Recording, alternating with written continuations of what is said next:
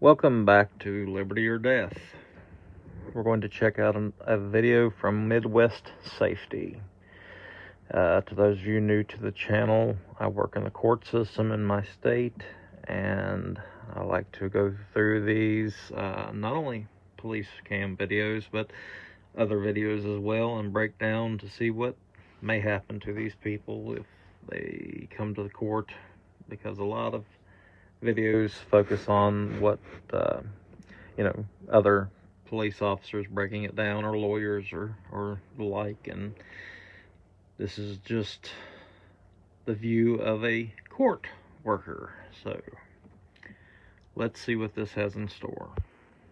Talking about landlords trying to stop the people.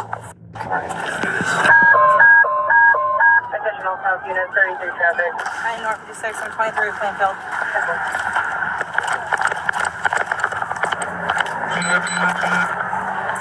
Police!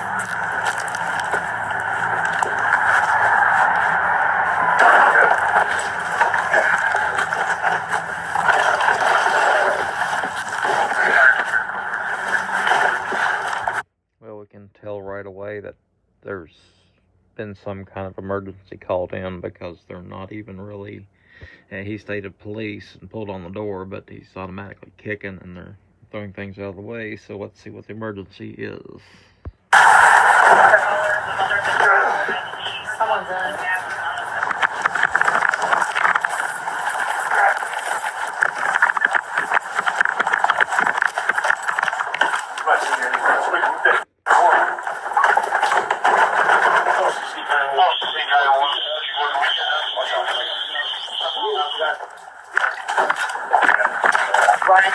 Where do you want to go? What kind of sheriff police? If you're in here, come on out now. What kind of sheriff police? Back door's open. Rigo. Yeah. Rigo. John down there. Got one. Oh my. There is, I'm glad they censored it. There is someone deceased. So, yeah, let's see. Oh my god. Yeah. Yes. Hold on to 52. We got one child with Hold on. Holy. laceration to the chest. A child with lacerations to the chest. Yeah, obviously while they were kicking in the door, they, yeah, let's just see. Who's here? Come on. Go that way, now. Over here. Ma'am, I need you out. This way. You got her? Yeah. We have him. I'm going back. Stay on him. He'll finish you out.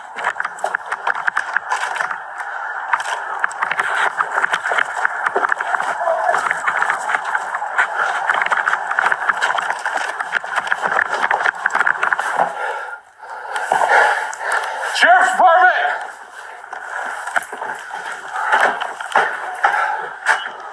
Let's open back to her. We have search. I got nothing in the back. It's clear. Back door is open. We need to open this up for FD now. Rigo, can you help me open this door?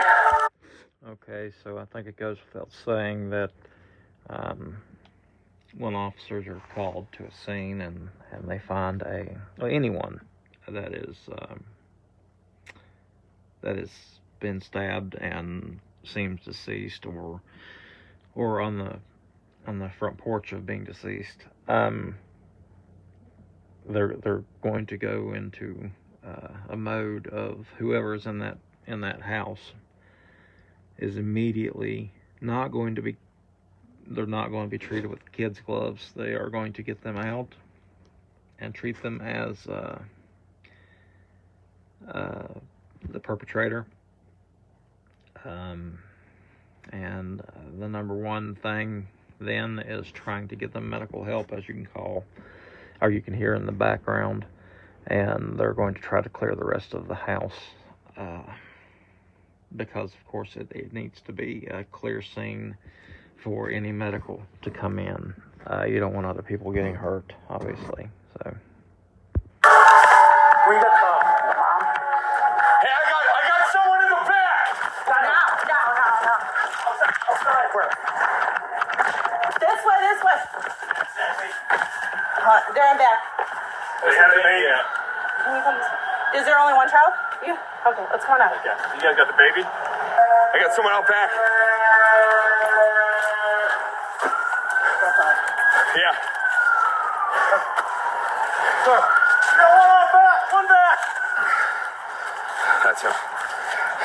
You got gloves? Yeah, I got gloves. Put your gloves on. Can you talk? Yes. Tell me what happened. Okay.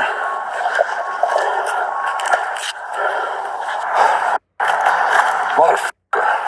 Check around. I got him. You stay right there, you understand? This way. You got a young child. Come here.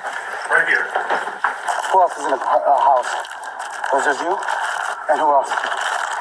Stay right there, understand? Got the cuffs on him? Yeah, lacerations to the head. Okay, well, let's give him cuffs. We need to go. Okay. What do you need? We're just leaving. Okay. So I go into all these videos without reading the title, so I can have a genuine reaction. So it seems that they think, and of course with lacerations on the hands of that individual in the back, that is the perpetrator. I don't know what they're thinking about the woman that was inside. She didn't exactly seem not suspicious either. So, yeah, let's keep going. Stay right there. Are you the landlord? Are you the landlord? Yes. Yeah, he's the landlord.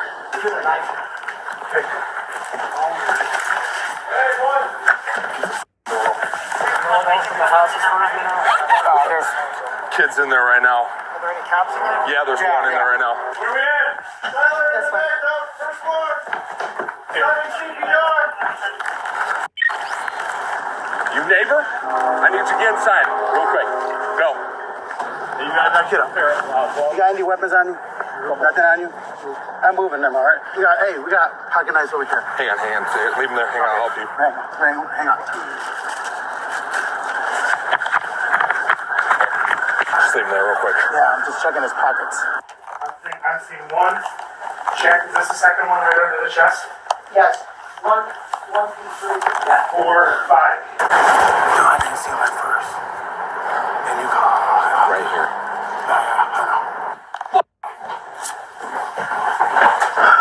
What's your name? No. Joe? We'll go in the house.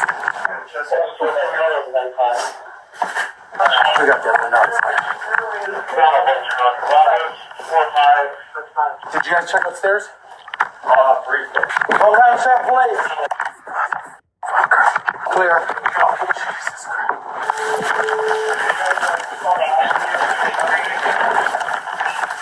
That's from the 6-year-old. 6-year-old male, step 5 times. Here, I got you. What you got? Bring it up. Does anybody know how long the knife was? You know, the movements of the police officers and the emergency crew may look a little frantic, or they're cursing and running around, but they're trained for this kind of stuff. They just don't, of course, nobody likes seeing it, especially a child. But they're not just running around willy-nilly. It may look like it at times, but when you see enough of these, they're just doing what they know to do, what they're trained to do. They're just highly upset, just like I think anyone would be. It was when I got to him. We have the knife. It's with the kid. Looked like it was a kitchen knife, about 6 to 8 inches. There's 43. Let me go check on Vic. Joseph, right? Vic. You good?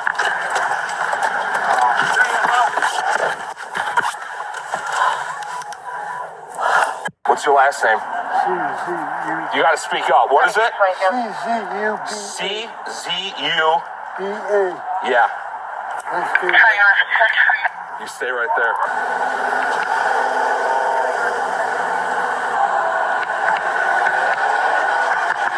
Thanks for showing up, you guys. I got his 43. They're pulling up another ambulance for him. You got those pocket knives that were there? I didn't want to touch him for suicide. There was a neighbor, right? Yeah. Let me go talk to her. I just had her go back inside.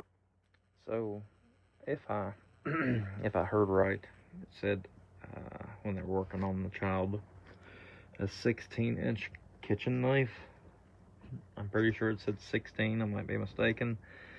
Below the chest bone, right beneath the heart. So that's going to sever several arteries.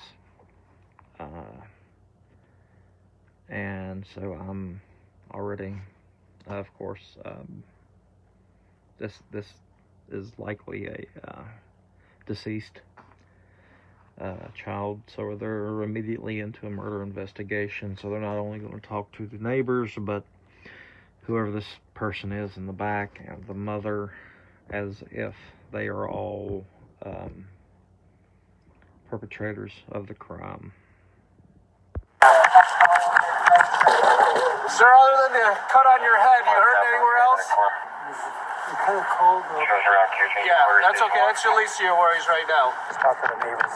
They talked to his wife, Mary, who's a CNA that's at work right now, but she might be coming here soon because the neighbors told Mary that something's going on and Joe is on the floor bleeding. You know if you stabbed anywhere else? You don't know? Yeah, I think he might have a laceration on his face here. I can't tell. Anything else hurt you? Take in a deep breath. Nothing hurts? How old are you, sir? All right. Come around this way here. Yep. We're going to stand you up. Yep. Ready? 1, 2, 3. Okay. We're going to turn around. We're going to walk right over the spot over. So this gentleman, Joe, they're referring to him as, I, at the beginning, thought that he was probably the perpetrator because they stated he had cuts on his hands, but he also, if he also has cuts on his ear or around his face and neck, I mean, he still could be the perpetrator, but that could be defensive wounds, so I'm not so sure at this point. Could be that the woman that was in the restroom. Let's continue. Okay. I did a quick little feel around. Ready? Lift your legs up.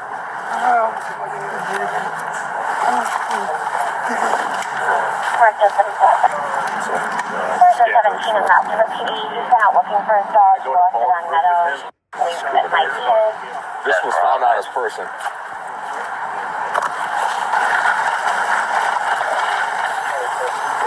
We had no ID on him.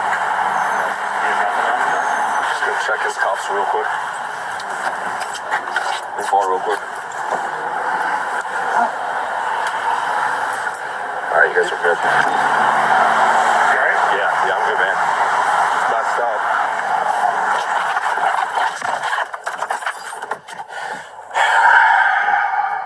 Officials immediately questioned the mother, who said she and her son had lived on the first floor of the house for 2 years. She had just celebrated his 6th birthday a week earlier. Their landlord, Joseph Chuba, and his wife Mary lived upstairs, though they shared the kitchen and living room space. Although she described Joseph as angry and abusive toward his wife, she said they occasionally helped each other when needed. She even recalled him greeting her once in Arabic, saying, "Assalamu alaikum," or hello, seemingly out of respect. But in the days after the then-recent Hamas attack in Israel, his behavior toward her Muslim faith changed. She claimed that 4 days after the attack on the other side of the planet, he told her he was afraid of her and hated Muslims for killing people. When she advised that they pray for peace, he told her to contact her realtor and move out. 3 days later, Joseph knocked on her door as he had in the past when he needed help. This time, he suddenly forced his way in and confronted her about her inaction with the ongoing war. When she informed him she prayed for peace, he called her the devil and proceeded to punch and stab. Okay, so obviously we have a motive.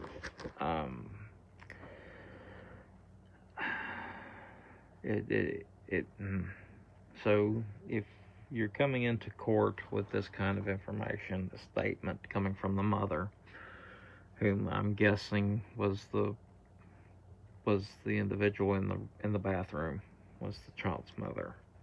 I'm guessing. So I don't know their state law, but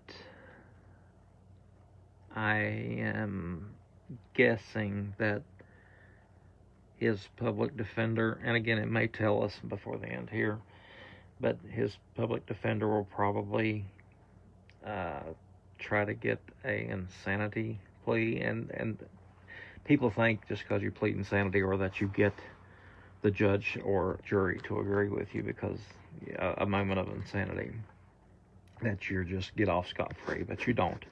You, again, depending on what state, you will either go to a prison who has a ward for criminally insane, or you'll go to a state hospital or a hospital that's contracted by the state. But you usually will not be a free person, especially after something as heinous as a murder, especially one of a young person. Let's, I guess, keep going to see what else has happened. Allegedly attempting to break her teeth, she was stabbed more than a dozen times, causing vision loss in one eye. Joseph left the building only after she played dead, during which time she grabbed her phone, ran to the bathroom, and closed the door behind her. When Joseph re-entered the home, he found her 6 years... Okay, so that was her. She had been stabbed. I didn't realize that at the beginning, but she called and then played dead, and I guess that left her son there to fend for himself. Son. She testified as she called 911. She heard her son's screams. Joseph stabbed the boy 26 times, leaving the knife in his body before walking out the back door and sitting on the ground. During transport, Joseph told police, "Ever since the massacre of Israel where they killed 50 babies, I confronted her." He reportedly also referred to Muslims as infested rats. Joseph was charged with 1 count of first-degree murder, 1 count of attempted first-degree murder, 1 count of aggravated battery with a deadly weapon, and 2 counts of hate crimes, 1 against Muslims and 1 against those with Palestinian descent. He pled not guilty to all counts. The boy's father shared his son loved everything. He loved everybody. He loved his toys. He loved basketball, soccer. He loved to color. He loved to swing around. He loved his parents. He loved his family and his friends. He loved life. The jury deliberated for less than 90 minutes before finding Joseph guilty on all counts. Well over a year after the... Well, before we get into well after a year, for those who don't know or never been in a court situation, a jury deliberating for less than 90 minutes is kind of unheard of. That is a very quick verdict. I've been in on cases to where it seems pretty cut and dry to everyone involved, including the defense, and it will take 4-5 hours to get the final verdict from the or verdicts from the jury, because many people, to their credit, who are on the jury take it very seriously, know that they have people's lives in their hands and justice in their hands. I find it odd that they went for the hate crimes along and did not. Again, it might be different in this state, but it seems that the death and the first-degree murder charge for the child before they would even try the hate crimes. They might try that separately, but apparently they didn't. So, let's see what happened to him a year later. Incident. He was sentenced to 53 years in prison. On July 24th, 2025, less than 3 months after his sentencing, Joseph passed away. While his cause of death is not known, reports indicate he had stage 4 cancer. So, on December 20th, 2025, officer... So there you go. He passed away. He, only guessing, he may have held resentment for years against certain people, and may have got a cancer diagnosis, and we can only speculate as to why he did what he did. I think he made it pretty clear. Anytime anytime that there is a murder, especially involving a child, it's going to be a tough situation, especially when it's driven by such insanity, of someone being so crass. But anyway, let me know what y'all thought of the situation, the case, the video. Let me know what I can do better. I appreciate you watching. Like, share, subscribe, all that good stuff. And I'll see you next time. I'm your Huckleberry.